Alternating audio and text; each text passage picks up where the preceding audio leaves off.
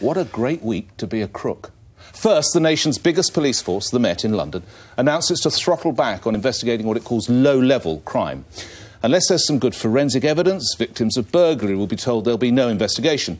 Any CCTV footage of a crime has to yield positive results within 20 minutes of viewing, or it's discarded. This, we're told, is due to scarce resources. Yet our supposedly cash-strapped police had enough in the kitty to allow 18 coppers to ride the dodgems at Hull Fair this week. They've also squandered millions on bogus investigations into a supposed Westminster paedophile ring and are still chasing up spurious claims involving a former Prime Minister, Ted Heath, who's been dead for over a decade. Here's a thought. How about more judicious spending decisions from our cops? We do pay the bill for the old bill, after all.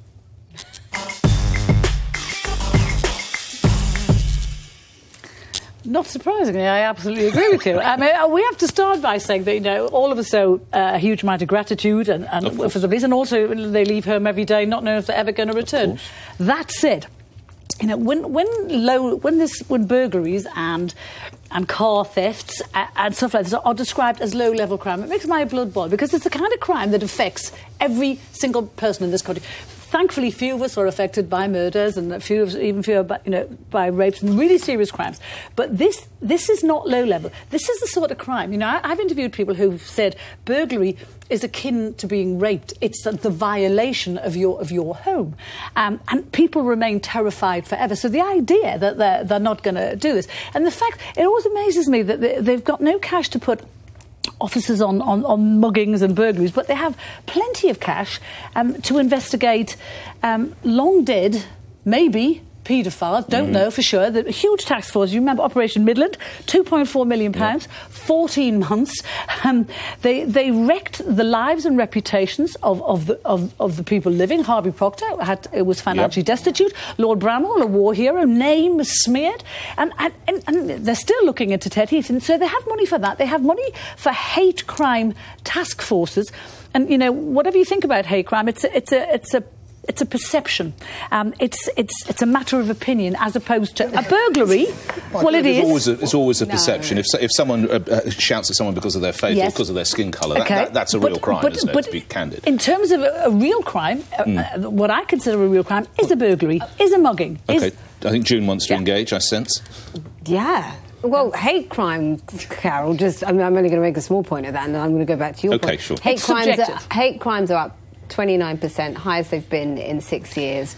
79% of those are racially and religiously motivated, so it is serious. But of the 80,000 reported last year, June, only action was only taken against 16% of them, so that was how many crimes there actually were. But it's about people feeling... That's not how many crimes, that's how many were able to be prosecuted. Yes, there's a difference. That's not the same as saying a crime didn't happen. So why was that crime prosecuted? It's one of those offences, like lots of sexual offences, where it's very difficult to prove. That doesn't mean the crime isn't happening, and it doesn't mean it's not serious. But can we go back to the wisdom of the way the police handle their budget? It's not a conversation perhaps for another time. June, you were shaking your head a little bit. Yeah, can we go back to your original point? I think I totally see where you're coming from, Nick, but you have to understand that their resources are tight. They've had serious cuts, and I would rather that the police focus on more serious crimes, actually, because in the end, that's what's going to keep us safe. So I totally understand where the police are coming from on this one. Can I just put the case that the Metropolitan Police Deputy Assistant Commissioner said? He said, with the pressure on our resources, it is not practical for our officers to spend a considerable amount of time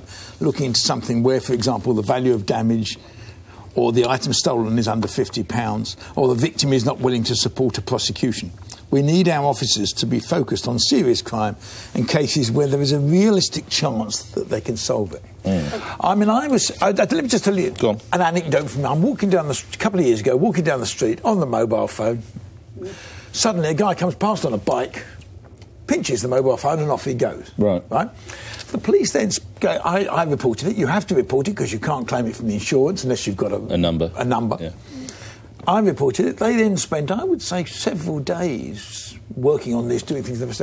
Now, the chances of them catching this guy must have been nil. Right. I thought.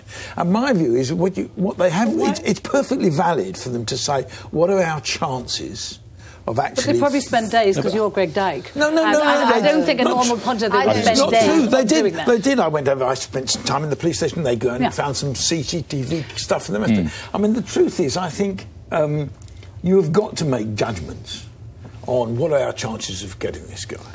Well, I've got just a right of reply on Ted Heath, because you mentioned the Ted Heath, and the Chief Constable of the Wiltshire Police has said this has been a unique investigation with unprecedented challenges, but one we as the police service had an obligation to progress in a proportionate and fully accountable manner. And I just want to make the point, I feel like there's... First of all, Carol, I agree actually with a lot of what you said. You kind of almost had me until you said that hate crime's not serious. Well, OK, let me take that back. It is serious, it is serious, but I think in many cases it's a matter of perception whether it's actually a crime. Well, I welcome the first part of what you just said.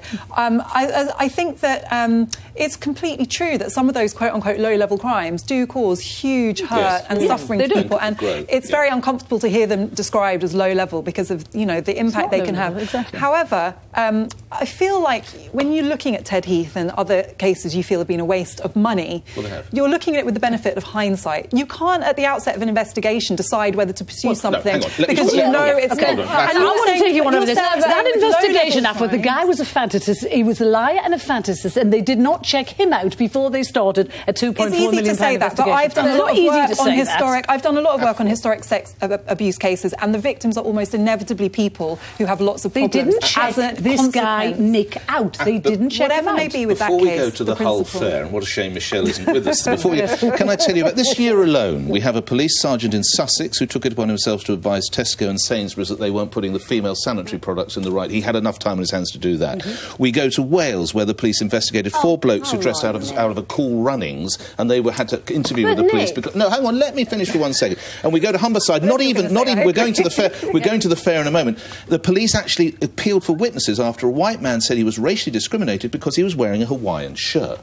Now, all the time, police had time to investigate those. And they also, let's go to the Hull Fair. I know Michelle. I'm surprised she might be in the background if we look carefully, and we can see 18. Here we go. 18 and police officers. And look at, and what I love is they're wearing their high-vis vests. What the bloody hell is that? What are you wearing? Nick, and you're telling me I have to give a right... But before you come in, also, Humberside, can we also make the point of Humberside? Last year there was complaints made against them because it took them 47 minutes to respond to an right in the bloody Dodgems, love. I've got to read this by law. Deputy Chief Constable Andy McDyer. You'll like this, actually. On the final day of the 2017 Hull Fair, our officers who were policing the event took a 5-minute break to have some fun and engage with the fairground organisers. That's what you do, is it? By taking to the Dodgems. Our officers, PCSOs and volunteer special constables worked long, hard hours during the event, some working 9 consecutive 10-hour shifts, try my life, and they were able to enjoy a ride before the fair leaves Hull for another year. And total amount of arrests over 2 days, 4 people. Low-level crime. They would try your life. That wouldn't be a bad swap. The choice, exactly. And can I just say one thing? I'm sorry, Nick. I know you don't believe a word you've just said there. What? They should be allowed to have some... No, not the statement. I'm talking about the men on the policemen on the Dodgems. They should be allowed to have fun. PTSD levels are rising. Oh, please. Do you know what police officers go through? Horrific. They are incredibly brave. Not riding the Dodgems. No, but precisely, we want them to be able to enjoy themselves. I want to know my copper is having a bit of time relaxing. I'm not paying police officers to enjoy themselves. I'm paying because they're incredibly brave men and women who put their lives on the line, not go for a day at the fair. Even you're laughing! No, that video is pretty unfortunate. I have to pretty unfortunate. Well, what's really unfortunate? No, but in another context, right, whenever we talk about terrorism, one of the things we talk about is that there is no substitute for having community police officers who are visible members of the community. We know where they are. Don't even try. You can't keep a straight face. Keep a straight face. That's pretty hard to defend, that video, I have to say. But the principle of them being around... I love it. I win. Big hole stuff.